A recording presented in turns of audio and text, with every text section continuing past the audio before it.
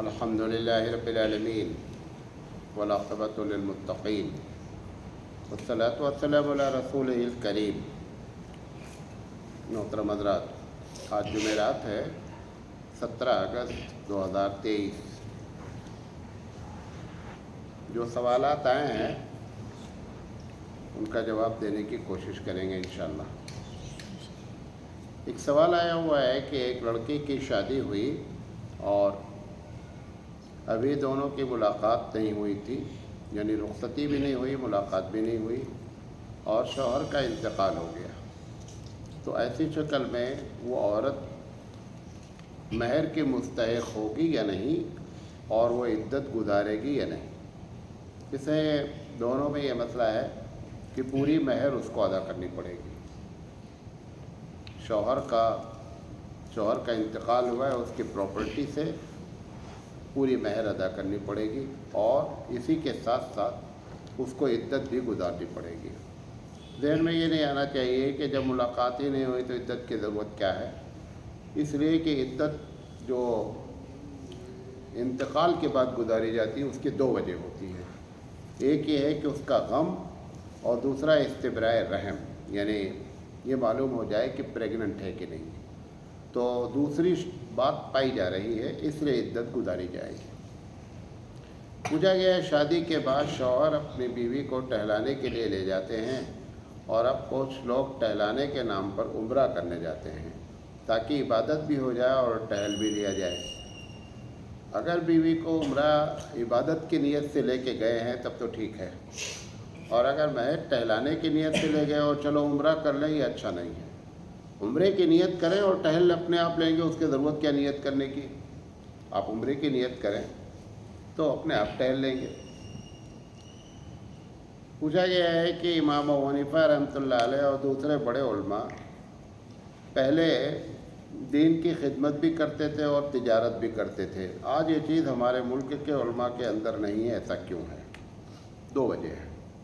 पहली वजह यह है कि ये मतलब नहीं है कि उस वक्त जितने उलमा होते थे सब तिजारत ही करते थे और दीन की खिदमत भी करते थे। उनको भी याद रखना चाहिए जो तिजारत नहीं करते थे। आज भी यही है, बहुत से उलमा तिजारत करते हैं और दीन की खिदमत भी करते हैं। दूसरी बुनियादी वजह यह है कि उस वक्त जो लोग दीन की खिदमत करते थे, चाहे इमामत के नाम पर या दर्स व तदरीस के नाम पर या तकरीर के नाम पर, वो कोई भी जो है ना वो पैसे नहीं लेते थे। भाई आज तो मौलाना साहब तकरीर करने जाते हैं तो नजराना मिलता है, मदरसे में पढ़ाते हैं तो तनख्वाह मिलती है, इमामत करते हैं तो तनख्वाह लेते हैं, ट्यूशन पढ़ाते हैं पैसा कमाते हैं। तो पैसा तो कमा रहे हैं, तिजारत तो हो रही है। तो उस वक्त इसलिए ज़्यादा था कि ये लोग इस बात को उमूमन नहीं करते थे, पैसा लेते ही नहीं थे, लिहाजा पेट पालने के लिए कुछ चाहिए इसलिए तिजारत करते थे। पूछा गया, आजकल कुछ औरतें फैशन में भवों को बनाती हैं और इस तरह अपने आगे चंद बाल काट लेती हैं ताकि बार बार वो चेहरे पर ना गिरे। भवों का काटना तो मना है, भवों का बनाना, बारीक करना सराहतन हदीस में मना है। और सामने के बाल आगे करने के बजाय पीछे करें, क्या ज़रूरत है काटने की? भाई बाल हैं, बाल तो पीछे चला जाता है कि जो बाल आगे वाला वो पीछे नहीं जाता है, वो भी जाता है। आज लोग मदरसा बनाने की फ़िक्र करते हैं, मकतब की नहीं। क्या मदरसे खोलने चाहिए इस्लाह के लिए या मकतब? मकतब तो हर मस्जिद में चलना चाहिए। मकतब एक बहुत बुनियादी चीज़ है मुसलमानों की इस्लाह के लिए, क्योंकि बच्चों की एक बड़ी तादाद तो स्कूल जाती है। जो स्कूल जाती है वो मकतब आ सकते हैं क्योंकि मकतब थोड़े वक्त के लिए चलता है। लिहाजा मकतब तो हर मस्जिद में होना चाहिए। और मदरसे जितने खुल गए हैं मेरी समझ से भारत में बहुत काफ़ी है। अब मदरसा इस वक्त आवाम की ज़रूरत नहीं है। हम मदरसा इसलिए खोलते हैं कि हमारी ज़रूरत है, हम अपनी ज़रूरत के लिए मदरसा खोलते हैं। मौलाना अली मियाँ नदवी रहमतुल्लाह अलैह ने कहीं ये बात कही थी कि अब मौलाना लोगों को प्रिंसिपल बनना चाहिए। یعنی اسکول کھولیں اور اس میں اسلامی طرز پر تعلیم دی جائے، یعنی عصری تعلیم کے ساتھ ساتھ اسلامی کلچر ہو، اسلامی ماحول ہو۔ یہ مولانا علی میاں ندوی رحمۃ اللہ علیہ نے اسی بات پر کہی تھی۔ بہرحال مکتب کی اہمیت اپنی جگہ بہت ہے۔ پوچھا جائے کہ ہمارے علماء وراثت پر بات بہت کم کرتے ہیں جبکہ دوسرے موضوع پر بات کرتے ہیں، ایسا کیوں ہے؟ وراثت پر وہ لوگ بات کرتے ہیں جو وراثت دیتے ہیں۔ جب وراثت دیں گے بہنوں کو تو زیادہ ہمت ہوتی ہے بات کرنے کی، اور اگر ہم نے بھی عوام کی طرح اپنی زندگی گزار رکھی ہے اور چلا رہے ہیں تو یقینی بات ہے کہ پھر ہم ایسے موضوع پر بات نہیں کر سکتے۔ ایک وجہ یہ ہے۔ دوسری وجہ یہ ہے کہ وہ سمجھتے ہیں وراثت پر بات کرنے کے لیے یہ بتانا ضروری ہے کہ اس کا کیا کیا حصہ ہے، اور وہ سارے مولویوں کے بس کا نہیں ہے، کیونکہ بہت کم مولوی ایسے ہیں جو وراثت کے قانون کو جانتے ہیں، ورنہ ایک بڑا طبقہ جو ہے نا وہ وراثت کی تقسیم جانتا ہی نہیں ہے۔ اس وجہ سے بھی جو ہے نا وہ اس پر گفتگو نہیں کرتے۔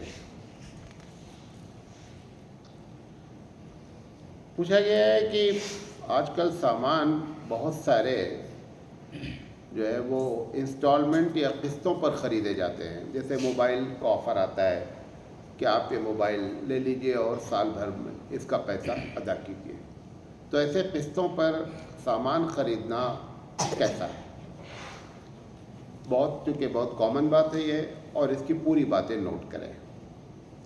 سب سے پہلی بات یہ ہے کہ ایک آدمی کہتا ہے کہ اگر نقد لوگے تو 5,000 کا ہے اور اگر ادھار دیں گے تو 6,000 کا ہے۔ ایسا شریعت میں کرنا جائز ہے، نمبر 1۔ اب وہ یہ کہتا ہے کہ یہ 6,000 روپے آپ 1,000 کر کے 6 مہینے میں دے دیجیے گا۔ دن متعین ہو گیا ہے کہ 6 مہینے میں آپ کو دینا ہے، اور یہ بھی متعین ہو گیا کہ رقم اتنی ہے، اور یہ بھی بتا رہا ہے کہ میں 1,000 دوں گا۔ یہ ساری چیزیں اگر متعین ہے تو قسط وار سامان خریدا جا سکتا ہے۔ شرط کیا ہے؟ اگر اس میں یہ بات کہہ دی گئی کہ 6 مہینے کے بعد اگر یہ پیسہ نہیں ہوا ادا ہو سکا ہر ہزار اور 1 مہینہ تم نے گیپ کر دیا تو یہ 6,200 ہو جائے گا۔ اگر ایسا پہلے دن کہہ دیا گیا ہے تو پھر یہ قسط وار سامان لینا جائز نہیں ہے۔ یہ پہلے دن معلوم ہونا چاہیے کہ اگر خدا نہ خواستہ ہم 6 مہینے میں اپنے پورے 6,000 ادا نہیں کر سکے تو بھی یہ 6,000 ہی رہے گا۔ اس میں کسی قسم کا جرمانہ یا فائن لگا کر کے 6,000 کی رقم کو بڑھانا یہ جائز نہیں ہے۔ پوچھا گیا مولانا صاحب ہمارے یہاں درود تنجینہ کا ختم ہوتا ہے، اس کی شرعی حیثیت کیا ہے؟ جتنے ختم ہوتے ہیں یہ سب ہمارے بنائے ہوئے ختم ہیں، کوئی ختم کا شریعت سے تعلق نہیں۔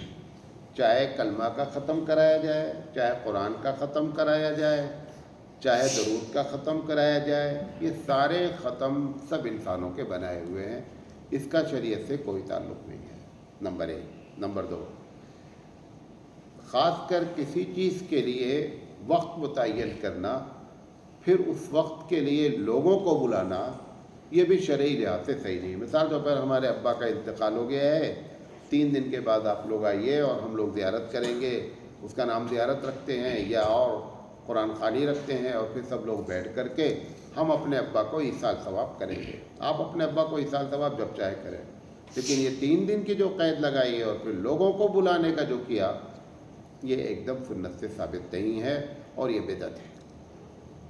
ایک صحابہ نے پوچھا ہے کہ حضرت علی رضی اللہ تعالیٰ عنہ کے بارے میں یہ مشہور ہے کہ وہ زبان کے نیچے ایک کنکر رکھتے تھے تاکہ جب کبھی بولنا ہو تو ایک مرتبہ سوچے کہ کیا بولنا ہے، اس کی کیا حقیقت ہے؟ یہ جھوٹ بات ہے، اس کی کوئی حقیقت نہیں ہے، اور یہ میں پہلی مرتبہ سنا۔ پوچھا گیا ہے پہلی شادی کے ہوتے ہوئے دوسری شادی کو سنت کہنا کیسا ہے؟ یعنی ایک آدمی دوسری شادی کرتا ہے اور جب بیوی سے کوئی بات ہوتی ہے یا معاشرے میں تو کہتا ہے کہ بھائی دوسری شادی کرنا سنت ہے۔ اس کو یہ بات بھی کہنی چاہیے کہ پہلی کے ہوتے ہوئے دوسری کرنا سنت نہیں ہے۔ حضرت خدیجہ رضی اللہ تعالی عنہا جتنے دن حیات رہیں اتنے دن اللہ کے رسول صلی اللہ علیہ وسلم نے کوئی شادی نہیں کی۔ یہ ایک الگ بات ہے کہ کوئی آدمی پہلی بیوی کو ہوتے ہوئے دوسری شادی کرے، کوئی شرعی لحاظ سے منع نہیں ہے، کوئی قباحت نہیں ہے، لیکن یہ کہ جتنی زور سے وہ کہہ رہا ہے کہ دوسری شادی سنت ہے، اس کو اتنے ہی زور سے یہ بھی کہنا چاہیے کہ پہلی کے ہوتے ہوئے دوسری کرنا سنت نہیں ہے۔ پوچھا گیا ہے کہ کیا بغیر کسی عذر کے دوسری شادی کرنا منع ہے؟ بغیر کسی عذر کے بھی دوسری شادی کی جا سکتی ہے۔ یہ بعض ممالک میں مشہور کر دیا جاتا ہے کہ پہلی بیوی کی اجازت کے بغیر دوسری شادی نہیں ہو سکتی ہے۔ یہ بات بھی ایک دم غلط ہے۔ پوچھا ہے کہ خلا اور طلاق میں کیا فرق ہے؟ ایک تو لکھنے کا فرق ہے۔ خلا اور طلاق میں بنیادی فرق یہ ہوتا ہے کہ خلا کا مطالبہ عورت کرتی ہے کہ مجھے چھٹکارا دے دے، طلاق مرد کا حق ہوتا ہے کہ بغیر کسی مطالبہ کے ڈائریکٹ وہ کہہ سکتا ہے کہ میں نے تم کو اپنی بیوی کو، کس کوئی آدمی کہے، طلاق دے دی۔ تو ایک فرق تو یہ ہے کہ طلاق مرد دیتا ہے اور خلا کا مطالبہ عورت کرتی ہے۔ دوسرا فرق، اگر طلاق ہو گئی، تینوں طلاقیں واقع ہو گئی ہیں، تو اب وہ اپنے پہلے شوہر کی طرف اگر پلٹنا چاہے تو جب تک اس کی شادی کسی دوسرے سے نہیں ہو، حتیٰ تنکیہ زوجن غیرہ، جب تک دوسرے سے شادی نہیں ہو تب تک وہ پہلے شوہر سے شادی نہیں کر سکتی۔ خلا میں کیا ہے کہ اگر خلا ہو گئی اور پھر بیوی اپنے پہلے شوہر کے پاس ہی جانا چاہتی ہے تو صرف نکاح کر لے اور وہ پہلے شوہر کی بیوی بن سکتی ہے۔ لہذا خلا میں یہ بڑا بنیادی فرق ہے۔ تیسرا بنیادی فرق، اگر مہر ادا کی جا چکی ہے تو خلا میں چونکہ عورت نے مطالبہ کیا ہے کہ مجھے چھٹکارا دے دیا جائے، پھر ایسی شکل میں نتیجہ یہ ہے کہ اس کو مہر واپس کرنی پڑے گی۔ کس کو؟ بیوی نے جو مہر لی ہے اس مہر کو واپس کرنا پڑے گا۔ طلاق میں کیا ہوتا ہے کہ اگر طلاق میں مہر نہیں دی گئی ہے شوہر کی طرف سے تو شوہر کو دینا پڑتا ہے۔ پھر پوچھا گیا ہے کہ دونوں کی عدت میں کیا فرق ہے۔ اس مسئلے میں اختلاف ہے۔ بہرحال جہاں تک مجھے معلوم ہے کہ امام مالک اور امام احمد بن حنبل، امام مالک، امام شافعی اور ابو حنیفہ رحمۃ اللہ علیہ کے نزدیک اس کی عدت میں کوئی فرق نہیں ہے۔ جیسے طلاق کے بعد عدت گزارتی ہے عورت کہ اس کو 3 حیض یا 3 ماہواری آئے، ایسے ہی خلا کی عدت میں بھی اس کو، خلا کے مسئلے میں بھی اس کو عدت گزارنی ہوگی۔ ایک صاحبہ نے پوچھا ہے کہ ہم نے سنا ہے کہ اگر کوئی عورت، خاص کر کنواری لڑکیاں، اگر گھر میں کھانا پکائیں اور ان کے ہاتھ میں چوڑی نہ ہو تو ایسی عورتوں کا کھانا حرام ہے۔ بیکار کی بات ہے، یہ عورت کے مسئلے ہیں، عورتوں نے بنا رکھے ہیں، ایسی کوئی بات نہیں ہے۔ اسی طریقے سے ایک دوسرا سوال کیا ہے انہی صاحبہ نے کہ اگر پانی کے گلاس کو یا لوٹے کو اٹھاتے وقت اس کے اندر ناخون چلا جائے تو پانی حرام ہو جاتا ہے۔ یہ بھی لوگوں نے مشہور کر رکھا ہے، کچھ نہیں حرام ہوتا ہے۔ ہاں، اگر آپ کی انگلیاں ناپاک ہیں، غلاظت لگی ہوئی ہے، تو پانی چاہے ناخون جائے نہ جائے، اگر انگلی بھی چلی جائے گی، کچھ بھی چٹ بھی ہو جائے گا تو پانی ناپاک ہو جائے کیونکہ پانی تھوڑا ہے۔ ورنہ محض یہ کہ ناخون کے ڈوب جانے سے پانی حرام ہو جاتا ہے، یہ بات غلط ہے۔ پوچھا گیا ہے کہ کیا سر میں تیل لگانا سنت ہے؟ سر میں تیل لگانا سنت ہے۔ ایک سوال پوچھا گیا ہے کہ ناخون کاٹنے کا سنت طریقہ کیا ہے اور کس دن ناخون کاٹنا چاہیے اور کس دن ناخون نہیں کاٹنا چاہیے۔ یہ ناخون کے بارے میں جو واٹس ایپ پر چلتا رہتا ہے کہ پہلے یہ اتنا ٹپیکل ہے وہ کہ آپ یاد ہی نہیں رکھ سکتے، پہلے یہ کاٹنا ہے، پھر یہ کاٹنا ہے، پھر یہ کاٹنا ہے، ایسے کر کے اس کو اتنا گنجلک کیا ہوا ہے کہ کاٹنے کے بعد بھی ٹینشن رہنا کہ صحیح نہیں کٹا ہے۔ صحیح بات یہ ہے کہ کوئی صحیح حدیث میں ایسا کوئی ذکر ہی نہیں ہے، یہ بحث لوگوں نے بنا رکھا ہے، اور جس کے لیے دن کی بات ہے کہ فلاں دن ناخون کاٹنا، فلاں دن نہیں کاٹنا، اس کی بھی کوئی قید نہیں ہے۔ ایک صاحبہ نے پوچھا ہے کہ کیا اماوس کے دن قبرستان نہیں جانا چاہیے؟ اسلام میں اماوس نام کی کوئی چیز ہی نہیں ہے، یہ غیروں کا عقیدہ ہے اماوس، اور اماوس کے بارے میں بہت کچھ ان کے یہاں عقیدہ ہے، ہمارے یہاں کچھ بھی نہیں ہے، اماوس کوئی چیز ہی نہیں ہے، سیدھی سی بات ہے۔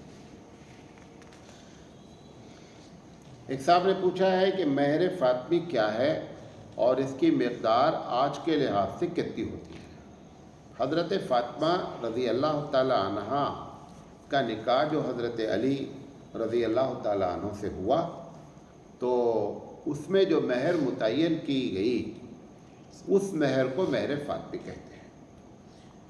آج کل کے لحاظ سے اگر ایگزیکٹ اس کا وزن نکالا جائے کہ مہر فاطمی کا ٹوٹل وزن کتنا ہوتا ہے، تو 1 کلو 530 گرام اور 900 ملی گرام، یعنی گویا کہ آپ یہ کہہ لیجئے لمسم کہ 1 کلو 531 گرام چاندی جو ہے وہ مہر فاطمی آج کل ہوتی ہے۔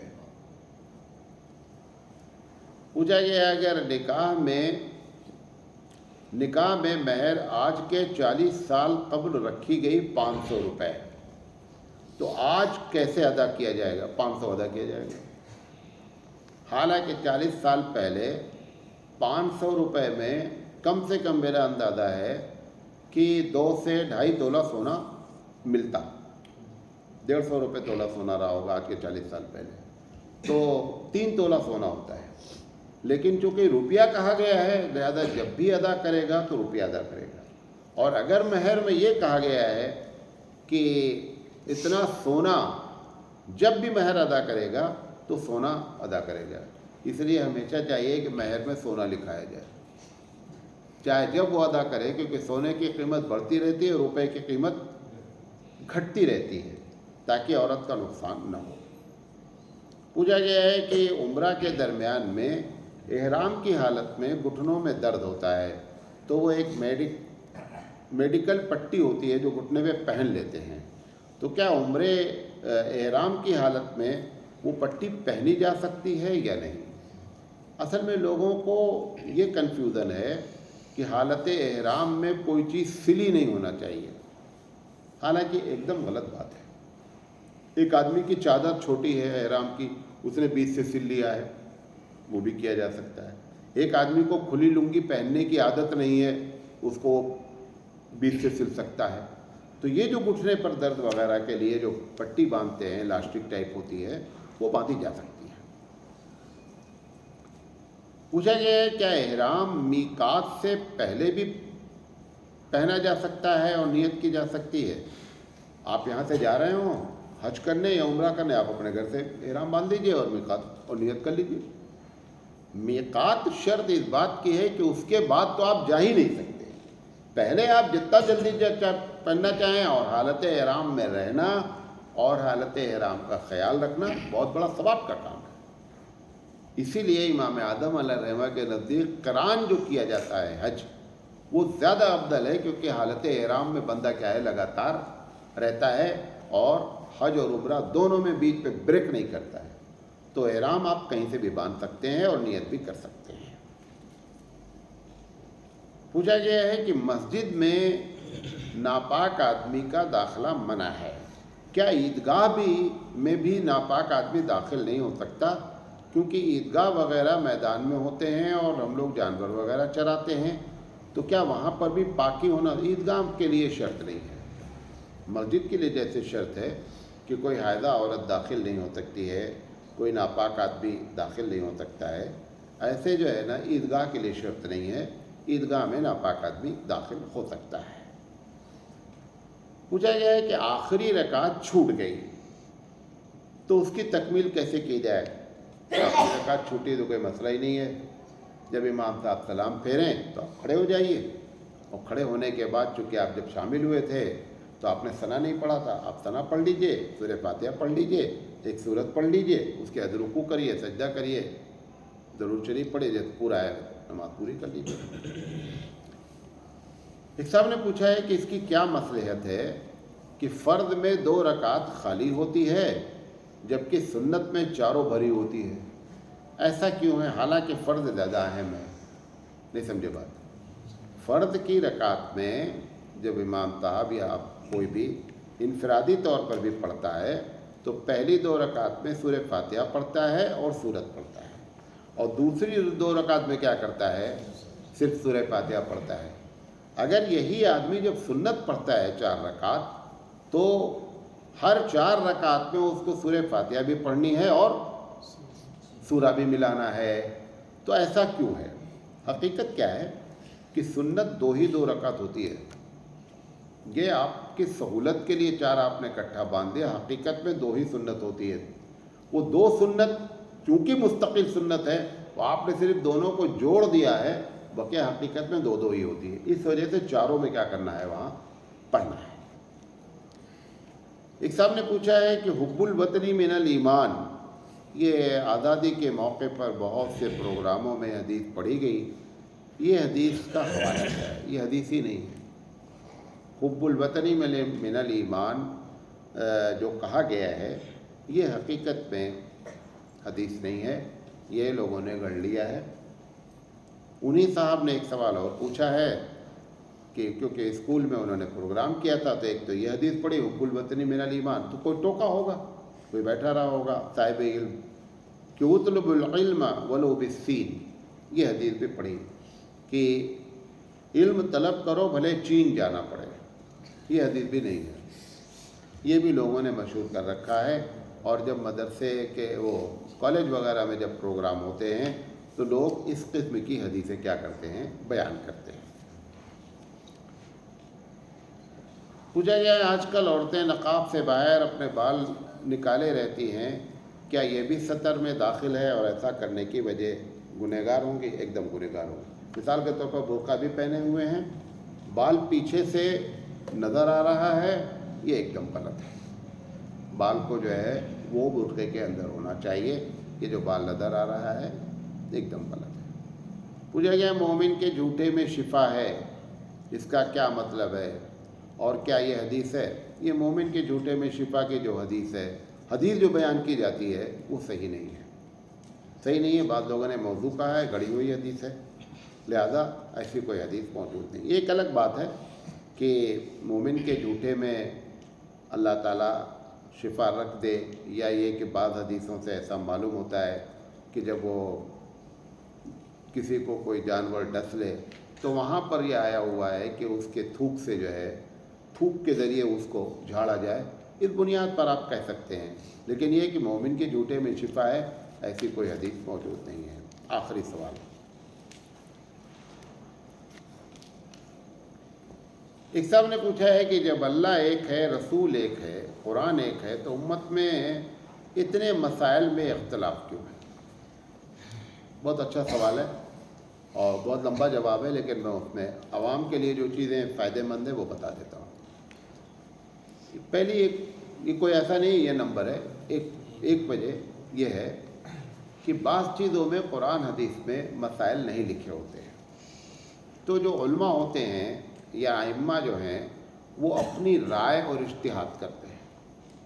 جب اجتہاد کرتے ہیں تو انسانی عقلیں الگ الگ ہوتی ہیں، اس لیے 2 مسئلے ہو جاتے ہیں. مثال کے طور پر قضا نماز ہے، نماز کسی آدمی نے جان بوجھ کر چھوڑ دی. اب کوئی حدیث موجود نہیں ہے کہ جان بوجھ کر چھوڑنے والا کیا کرے، یہ حدیث موجود نہیں ہے. کیوں؟ کیونکہ وہ نماز چھوڑتے ہی نہیں تھے، لہذا کسی نے سوال ہی نہیں کیا. اب مسئلہ آ گیا کہ آج 90% چھوڑ رہے ہیں، تو یہ کیا ہے؟ تو کچھ لوگوں نے کہا کہ اس کی جتنی بھی نماز چھوٹی ہے آپ کو ہر حال میں قضا کرنی پڑے گی. اب یہ مسئلہ کیا ہے؟ قیاسی ہے، اجتہادی ہے، حدیث میں تو لکھا نہیں ہے.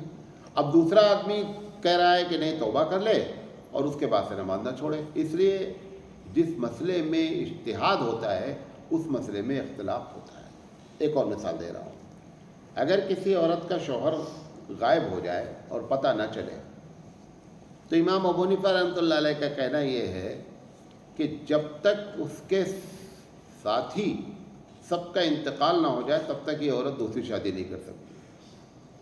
اب تب تک تو 80 سال کی ہو جائے گی، اب دوسری شادی کی اس کو ضرورت ہی کیا ہے؟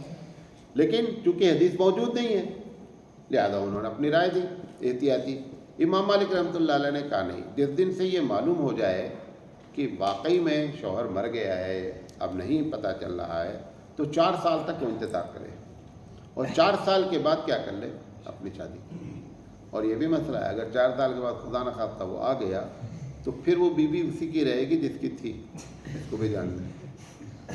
تو اس لیے پہلی وجہ ہے کہ جس مسئلے میں قرآن حدیث سے گائیڈ لائن نہیں ہوتی ہے وہاں اجتہاد ہوتا ہے، اور اجتہاد میں کیا ہوتا ہے، الگ الگ رائے ہو سکتی ہے۔ نمبر 2، دوسری وجہ کبھی کبھی کیا ہوتا ہے کہ ایک مسئلے میں 2 حدیث آ جاتی ہے۔